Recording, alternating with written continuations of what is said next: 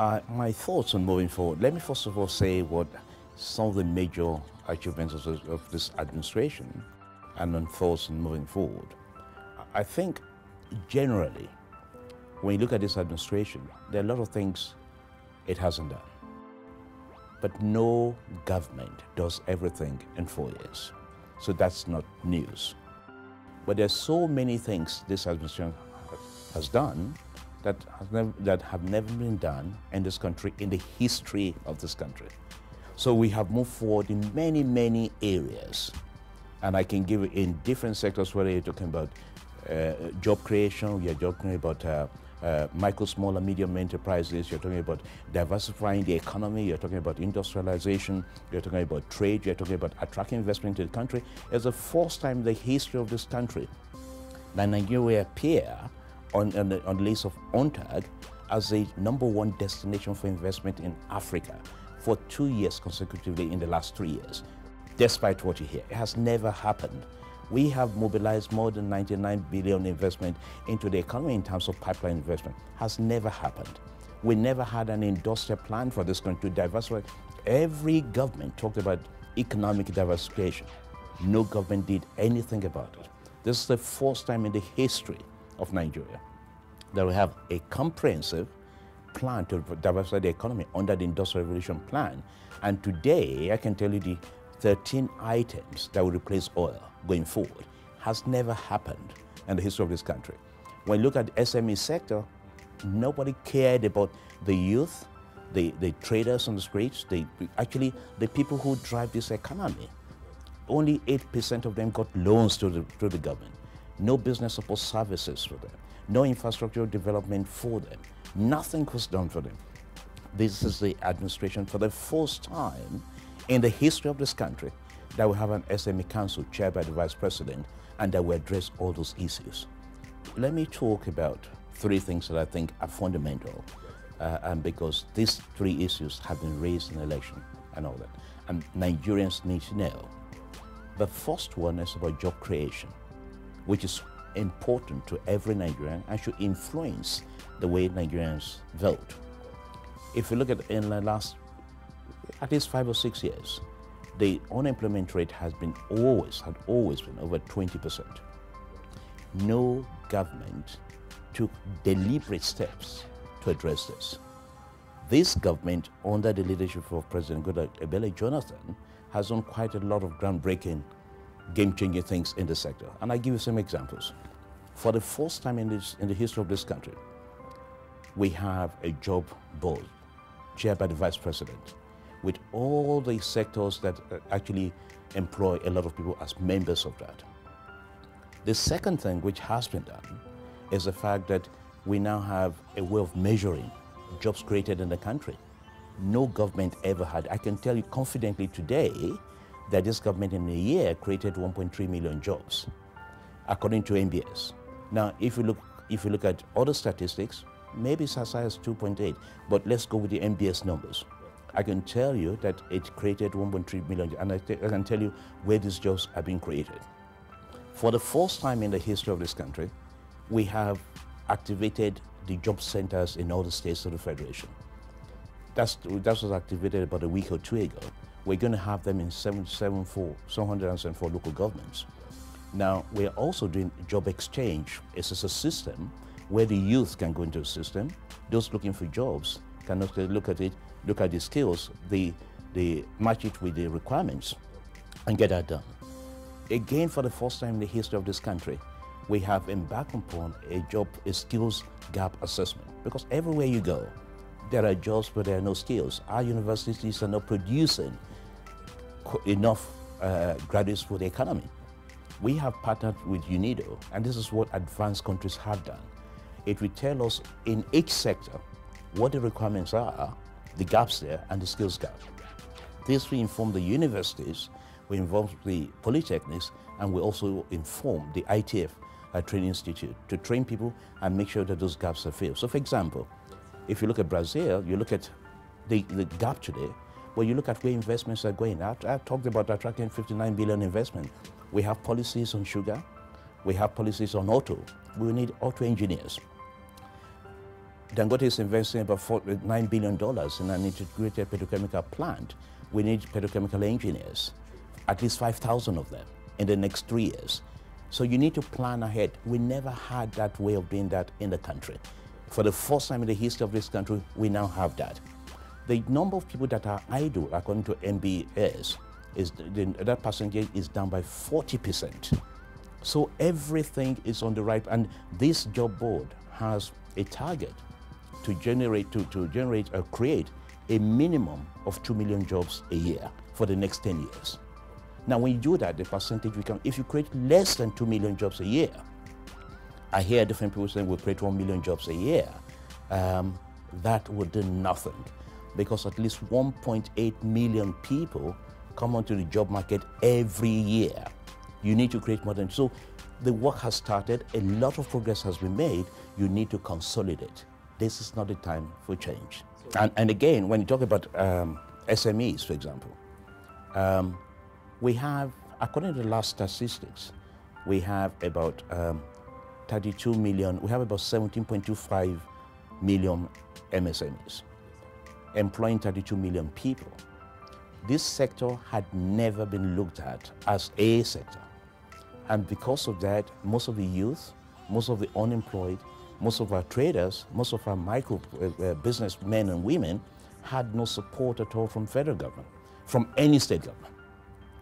Therefore, when you look at it, they were only, if you look at the statistics, only 8% of them access funding from institutions, from banks and all that. Most of them got their funds from family, from friends and all that.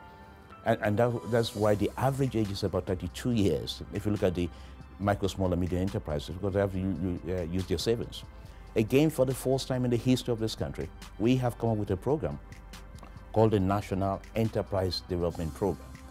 Amongst that, there are a number of things we need to do, which we have done, started doing.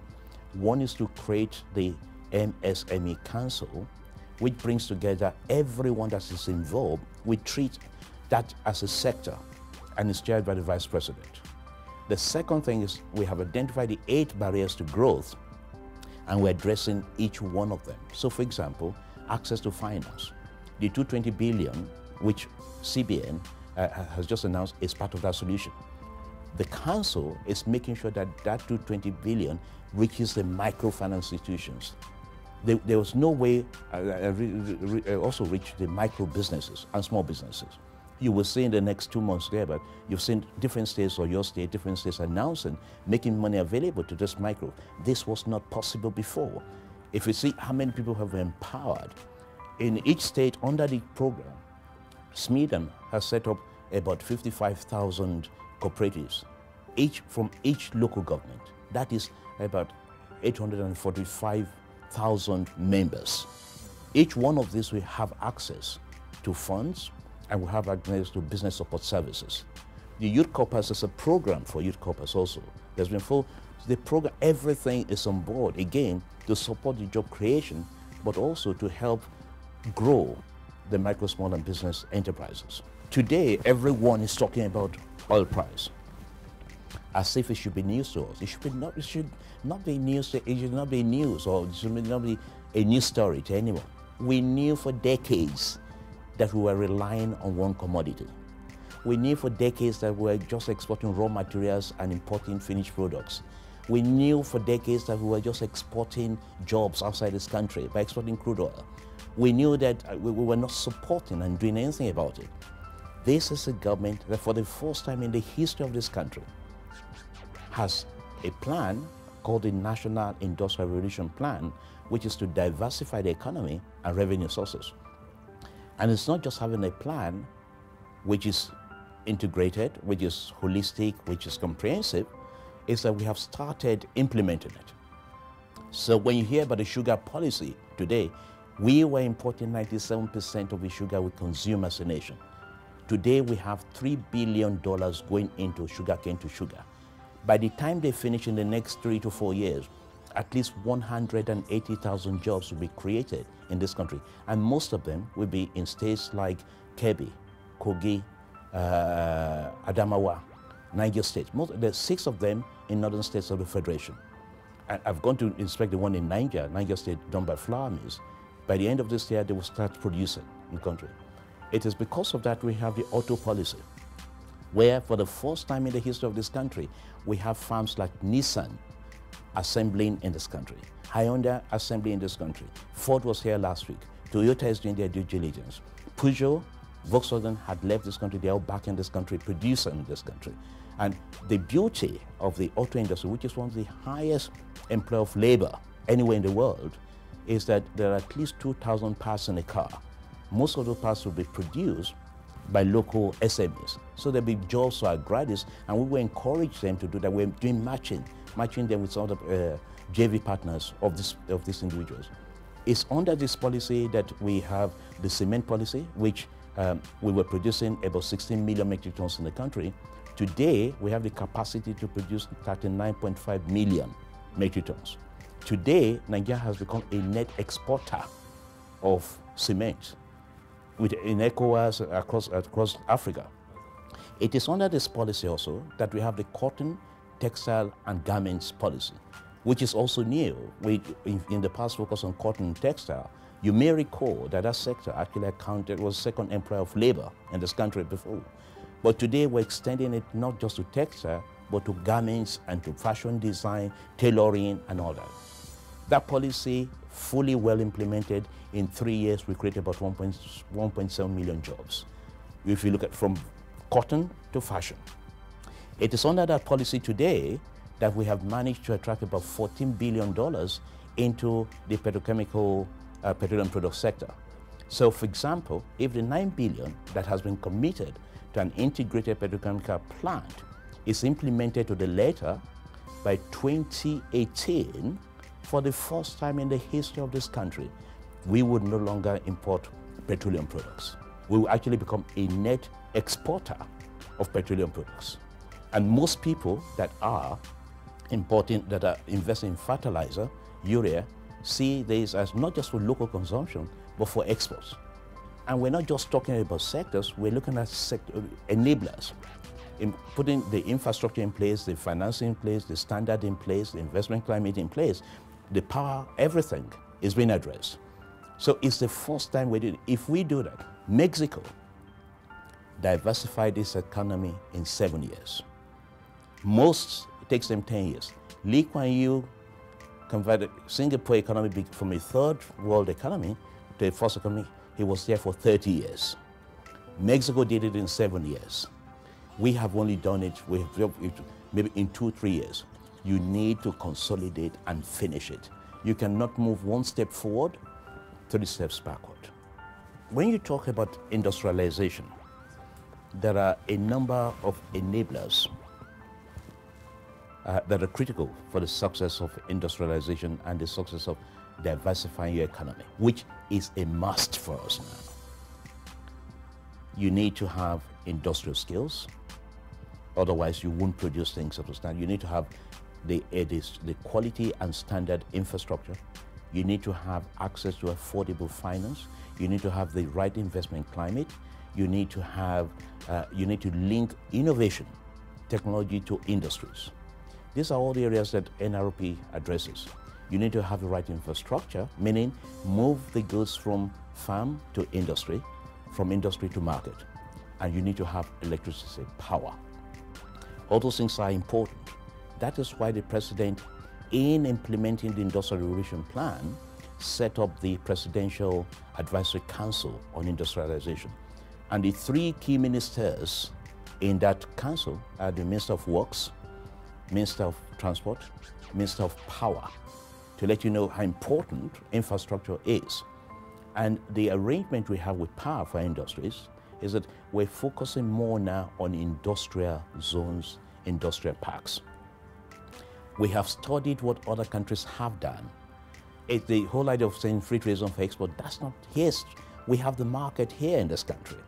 In ECOWAS, 300 million people. So that's why investment is coming to the country. So we're focusing more on industrial zones and industrial parks. That will make it easier for 3 things to happen. It will make it easier for Power, Minister of Power, to direct electricity to this park 24/7. I have that assurance already. It will make it easier for us to have captive power in these zones, industrial zones. Already we've started implementing that. So we're looking at different systems. We're looking not just relying on gas, we're looking at coal to power, which China has done successfully, mini coal plants. We're looking at LPG. I met with an investor here yesterday that are prepared, ready to move gas from the southwest to the north to supply power station in Kaduna and Kano. I've told them to extend it to Kano because of the textile industry. So we're looking at all those options. So before long, 3-4 years, all those things will be resolved. If you look at the level of investment coming into power, it's more than 50 billion. It takes 3 years, that's why you haven't seen the impact. But already, investors are taking advantage of the new policy of the government. Now, if you also look at what we are doing in terms of incentives, those who are able to actually generate their power, for example, so we look at the WIMCOs, the Dangotes, all of them have their own power plants. We have incentivized them. So there are tax incentives for it, which makes it economic for them to invest in power. Those are the things we need to put in place, which we have put in place.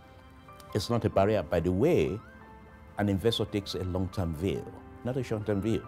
They know these issues are being addressed, will be resolved in the next 2-3 years, and they know that this is where the money is. When you look at return on investment, Nigeria was ranked number 4 in the world. That's because the money is here. The market is here, the money is here. And we just need to have consistency in applying our policies. That is why continuity is so important, especially at this time.